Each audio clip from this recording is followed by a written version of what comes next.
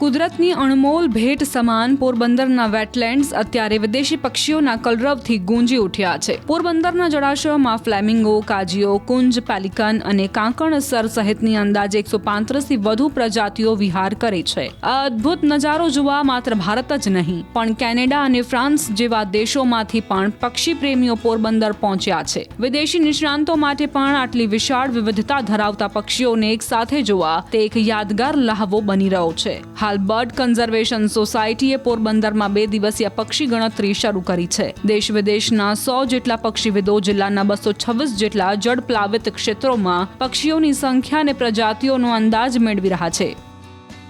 આ પોરબંદરમાં પહેલી વખત છે અને બહુ ખુશ છું કે આ તક મળ્યો કારણ કે મને પક્ષી નિરીક્ષણનો બહુ શોખ છે. હવે બહુ શોબર્ડ જોવા મળશે, ગર્લ્સ, ટર્ન્સ, પેલિકન્સ, વેડર્સ. તો જોઈએ છીએ શું જોવા મળે છે આજ. પણ પોરબંદર નાગરિકોને બહુ ખૂબ આભાર. Thank you for your hospitality. વ્યવસ્થા મસ્ત છે. મને બહુ જ ખુશી થઈ છે કે જેટલા પક્ષીઓ મેં આપણા પોરબંદર ડિસ્ટ્રિક્ટ અથવા ઇન્ડિયામાં જોયા છે, હું તો આખી દુનિયા ફેર્યો છે, પણ જેવું આપણે અહીં પક્ષીઓનું જે આપણને જે જોવા મળે છે એવું તમને દુનિયામાં ક્યાંય નહીં મળે.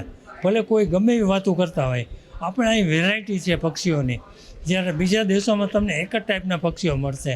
અમે પક્ષી ગણતરી કરી કૂચડીમાં, અનેક પક્ષીઓ જોયા. પેલિકન છે, ક્રેન્સ છે, ડક છે જુદી જુદી જાતની, અને ઇગ્રેટ્સ છે. તમને એટલા પક્ષીઓ જોવા મળે કે તમે ગાંડા થઈ જાઓ, પણ તમને પ્રેમ હોવો જોઈએ પક્ષીની અંદર.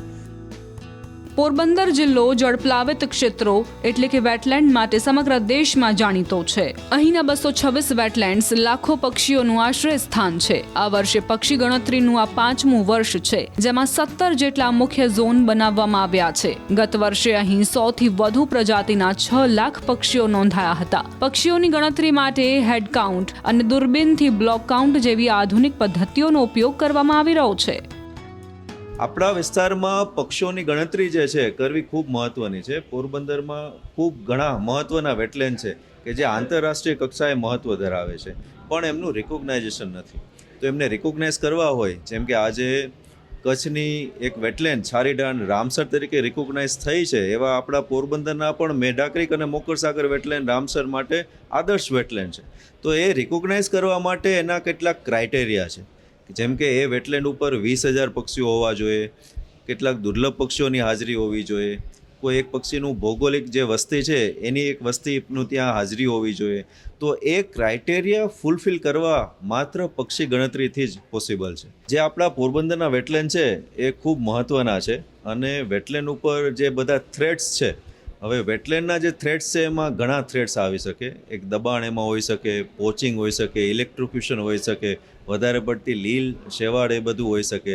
તો આ બધા જે થ્રેટ છે એ પક્ષીઓને સીધી રીતે આડકતી રીતે નુકસાન પહોંચાડે છે, અને આપણે એના માટે પ્રયત્નો કરવા જોઈએ કે થ્રેટ્સને આપણે ઓછા કરી શકીએ. મોકરસાગરનો વિસ્તાર અંદાજિત 9600 હેક્ટરનો એ ખૂબ જ વિવિધતા ધરાવે છે.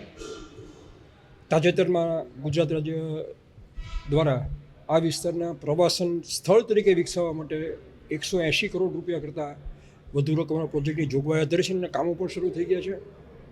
દ્વારકાથી સોમનાથ જતા પ્રવાસીઓને આ એક અનોખું નજરાણું નિહાળવા મળશે. આપણા વિસ્તારમાં વિપુલ સંખ્યાની અંદર કુંજ, કુતુબ, હંજ એટલે કે સુરખાબ, આપણું ગુજરાતનું રાજ્ય પક્ષી સુરખાબ છે. આ બધાય પ્રજાતિઓ ખૂબ જ મોટી સંખ્યામાં જોવા મળે છે. 2024ની ગણતરી વખતે સૌથી વધુ સંખ્યામાં પક્ષીઓ, લગભગ 9 લાખ જેટલા પક્ષીઓ નોંધાયેલા હતા. એની સરખામણીમાં 2025માં અંદાજિત 5.5-6 લાખની હતી. એક્ઝેક્ટ આંકડો મને યાદ કરવો પડશે. પણ